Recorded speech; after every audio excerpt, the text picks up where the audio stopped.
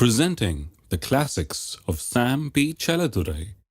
Sam P. Chaladurai அவர்களின் போதனை களஞ்சியத்திலிருந்து.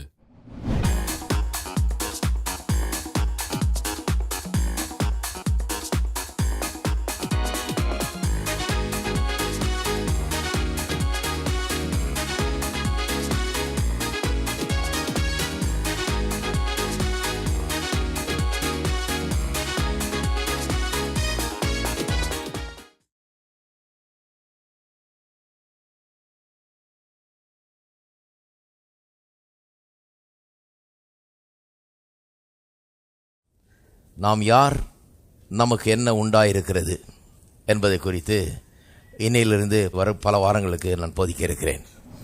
நம்முடைய கர்த்தராகிய இயேசு கிறிஸ்துவின் தேவனும் மகிமையின் பிதாவுமானவர் தம்மை நீங்கள் அறிந்து கொள்வதற்கான ஞானத்தையும் தெளிவையும் அளிக்கிற ஆவியை உங்களுக்கு தந்தருள வேண்டும் என்றும், தாம் நம்மை அழைத்ததினாலே நமக்கு உண்டாயிருக்கிற நம்பிக்கை இன்னதென்றும், பரிசுத்தவான்களிடத்தில் நமக்கு உண்டாயிருக்கிற சுதந்திரத்தினுடைய மகிமையின் ஐஸ்வர்யம் இன்னதென்றும், தாம் கிறிஸ்துவை மரித்தோரிலிருந்து எழுப்பி அவரிடத்தில் நடப்பித்த தமது பலத்த சத்துவத்தின் வல்லமைப்படியே விசுவாசிக்கிறவர்களாகிய நம்மிடத்திலே காண்பிக்கும் தம்முடைய வல்லமையின் மகா மேன்மையான மகத்துவம் என்னதென்றும் நீங்கள் அறியும்படிக்கு அவர் உங்களுக்கு பிரகாசமுள்ள மனக்கண்களை கொடுக்க வேண்டும் என்றும் வேண்டிக் கொள்கிறேன். அவர் எல்லாத்தையும் செய்து முடித்து விட்டார், அதை நான் அறிந்து கொள்ள வேண்டும். அதுதான் கிறிஸ்தவர்களுடைய இன்றைக்கு தேவை. செஞ்சு முடிச்சிட்டாரு, அதை நான் அறிந்து கொள்ள வேண்டும். செய்ய வேணும் இல்லை, செய்ய முடிச்சதை நான் அறிந்து கொள்ள வேண்டும். அதுக்கு பிரகாசம் உள்ள மனக்கண்கள் தேவை. கர்த்தர் ஒரு பெரிய நோக்கத்துக்காக நம்ம ரட்சித்து நம்மளை ஆளாக்கி புது சிருஷ்டியாக நம்ம மாற்றி இப்படி வச்சிருக்கிறார். ஏன்னா சில காரியங்களை நம்ம கொண்டு நிறைவேற்றும்படியாக இப்படி வச்சிருக்கிறார். அதுக்காக தான் பவுல் அப்போஸ்தலன் ஜெபிக்கிறாரு, இதையெல்லாம் அறிந்து கொள்ளும்படி புரிந்து கொள்ளும்படியாக இவருடைய மனக்கண்கள் திறக்கப்பட வேண்டும் என்று ஜெபிக்கிறார். சொன்ன இல்லையா, நாம் யார், நமக்கு என்ன கொடுக்கப்பட்டிருக்கிறது, இதை அறிந்து கொள்ளும்படியாக. அப்போ இதை அறிந்து கொள்வோம். திருப்போம் ஆதியாகமம் 1ஆம் அதிகாரத்துக்கு திருப்போம். எப்பவுமே 1ஆம் அதிகாரத்துக்கு போகிறது நல்லது. ஏன்னா நிறைய பேர் நம்ம அறிந்து கொள்வோம்னு உடனே தாங்களே பார்க்குறது, கொஞ்சம் மேலங்களையும் பார்த்து அறிந்து கொள்வோம்னு. அப்படிலாம் விளங்காது. அப்படி அறிந்து கொள்றதுனால தான் நீங்கள் வீட்டில் இருந்தே அறிந்து கொள்ளலாமே. இங்கே எதுக்கு வந்தீங்க? கண்ணாடியை பார்த்தா தெரிஞ்சிடும் நீங்கள் யாருன்னு. அது பத்தாது, அதனால தான் இங்கே வந்திருக்கிறோம். ஏன்னா இந்த கண்ணாடி, இதனுடைய விளக்கம் இங்கே கொடுக்கப்படுகிறது. அதனால தான் 1ஆம் அதிகாரத்துக்கு செல்கிறோம். 1ஆம் அதிகாரத்தில் த லா ஆஃப் ஜெனசிஸ் என்று சொல்லப்படுகிற ஒரு லா, ஒரு பிரமாணத்தை தேவன் அங்கே எஸ்டாப்ளிஷ் பண்ணுகிறார், நிறுவுகிறார்.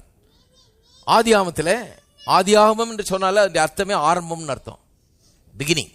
அதுதான் ஆதியாகமம்ன்றோம். அப்போ ஆரம்பங்களின் கோட்பாடுகள் அல்லது ஆரம்பங்களின் பிரமாணங்கள்னு சொல்லலாம். ஆரம்பங்கள் ரொம்ப முக்கியம். நம்ம அறிந்து கொள்றதுக்கோ உலகத்தை அறிந்து கொள்றதுக்கோ நாம் இன்னைக்கு இருக்கிற நிலையை பார்த்தா தப்பாக கணக்கு போட்டுருவோம்.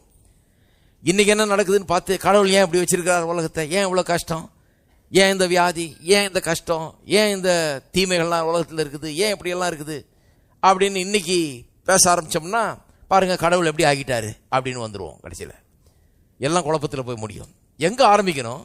இன்னைக்கு ஆரம்பிக்கக்கூடாது. இன்னைக்கு என்ன பார்க்குறோமோ அதில் ஆரம்பிக்கக்கூடாது.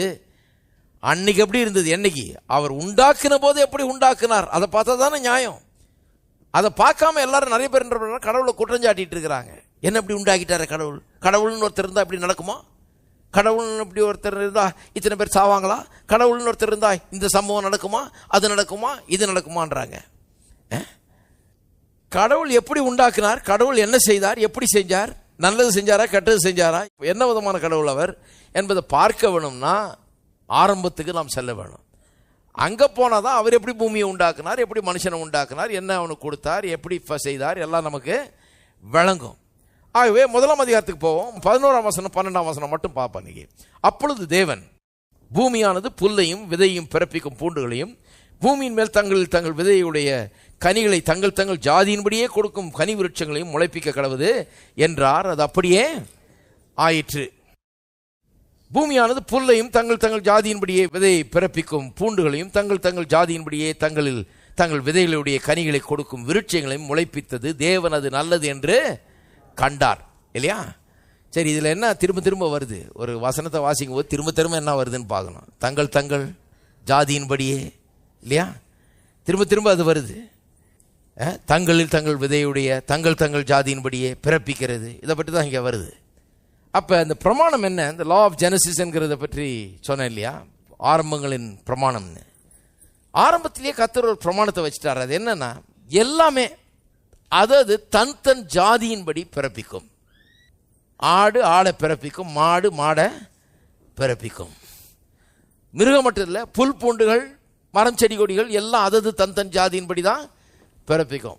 மாமரம் மாமரத்தை பிறப்பிக்கும். இப்படி தான் எல்லாமே அது ஜாதியின்படி தான் அது பிறப்பிக்கும். அதுக்குள்ளே அததுடைய விதை இருக்குது. உங்களுக்கு ஒரு மரம் இருந்தால் 10 மரம் வேணும்னா இதில் உள்ள விதையை எடுத்து வச்சா இதே மாதிரி 10 மரங்கள் இதே ஜாதி மரம் உங்களுக்கு உண்டாகும். இது ஒரு பிரமாணம். இந்த பிரமாணத்தின்படி எல்லாம் பிறப்பிக்கப்பட்டது. பிரமாணத்தை கர்த்தர் வச்சாரு, அதன்படி எல்லாம் உண்டாச்சான். 12ஆம் வசனம் சொல்லுது, கர்த்தர் அதெல்லாம் பார்த்து இது நல்லது என்று கண்டார். இது நல்ல சிஸ்டம். கர்த்தர் சொல்றாரு, இது நல்ல சிஸ்டம், ஃபர்ஸ்ட் கிளாஸ் சிஸ்டம். அதனுடைய விதை அதுக்குள்ளே இருக்குது, அது ஜாதியின்படி பிறப்பிக்கிறது. இது ஒரு நல்ல சிஸ்டம்ன்றார் கர்த்தர். நல்லது என்று கண்டார்னா அதான் அர்த்தம், நல்லது. இது ஒன்றும் மாற்ற வேண்டியதில்லை, இது அப்படியே தான் இருக்கட்டும், இது இப்படியே தான் கண்டினியூ பண்ணணும், இது இப்படியே தான் கடைசி வரைக்கும் இருக்கணும்னு கர்த்தர் வச்சுட்டாரு. இப்படியே பண்ணிட்டு இருந்துட்டு இப்போ பாருங்க 26ஆம் வசனம். மனுஷனை உண்டாக்குறார், பின்பு தேவன். இதனுடைய தொடர்ச்சி இது. அதெல்லாம் அப்படி உண்டாக்குனவர், அந்த பிரமாணத்தை வச்சவர். அவர் இப்போ நமது சாயலின்படி நமது ரூபத்தின்படியே மனுஷனை உண்டாக்குவோமாக. மனுஷனை உண்டாக்கணுன்ற உடனே எப்படி உண்டாக்கணுன்றாரு? எந்த ஜாதியில் அவனை உண்டாக்கலாம்? அவர் சொல்றாரு, நான் என்ன ஜாதியோ அந்த ஜாதியின்படி அவனை உண்டாக்கிறேன். கவனிக்கிறீங்களா? கடவுள் என்ன ஜாதியோ அந்த ஜாதியின்படி மனுஷனை உண்டாக்கலாம்னு சொல்லி கர்த்தர் அது தன் தன் ஜாதியின்படி பிறப்பிக்கும் என்கிற பிரமாணத்தை முதல்ல வச்சுட்டு அந்த பிரமாணத்தை தனக்கே யூஸ் பண்றார். நான் பிறப்பிக்க போறேன், நான் இப்போ உண்டாக்க போறேன், என்னுடைய ஜாதியின்படியே நான் மனுஷனை உண்டாக்குகிறேன்னு சொல்றாரு.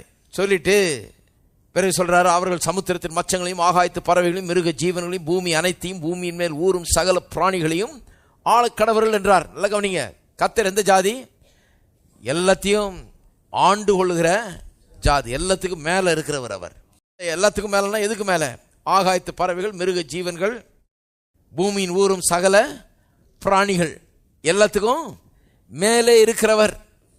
அப்ப மனுஷனை உண்டாக்கும் போது எப்படி உண்டாக்குறாரு? என்ன மாதிரியே உண்டாக்குறேன்னு சொல்லிட்டு சொல்றாரு. அவன் என்ன பண்ணுவான்? என்ன மாதிரியே எல்லாத்தையும் ஆண்டு கொள்ள கடவன் சொல்லி அப்படிதான் உண்டாக்குறார்.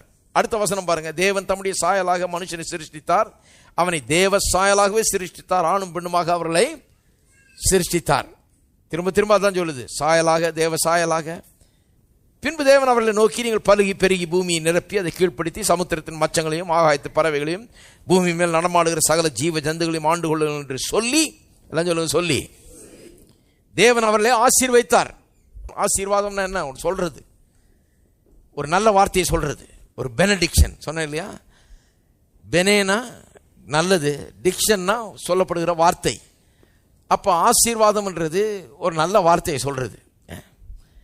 அப்ப கர்த்தர் மனுஷன் மேல ஒரு ஆசீர்வாதத்தை கூறுகிறார்.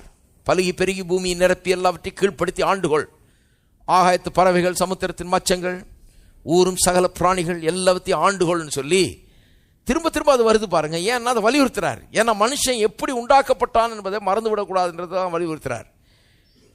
இது ஏன் இன்னைக்கு வாஸ்து காண்பிக்கிறேன்னு சொன்னா, நாம் யார் அதானே இன்னைக்கு படிக்கிறோம். நாம் யார், நமக்கு என்ன கொடுக்கப்பட்டிருக்கிறது, இதுல நாம் யார்ன்றதை பற்றி தான் இப்ப சொல்ல போறேன் நான்.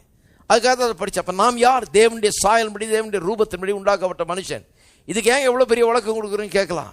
ஏன் கொடுக்குறேன்னா, இன்னைக்கு உலகத்தில் நிறைய பேர் நம்புறாங்க நாம் ஏதோ ஒரு புழு பூச்சியிலேருந்து வந்ததாக, இன்னும் சிலர் குரங்குலேருந்து வந்ததாக சொல்றாங்க. ஒருத்தர் சொன்னார், அப்படியும் இருக்கலாம் அல்லவா? நான் ஏன் கண்ணாடியை பார்த்தீங்களான்னு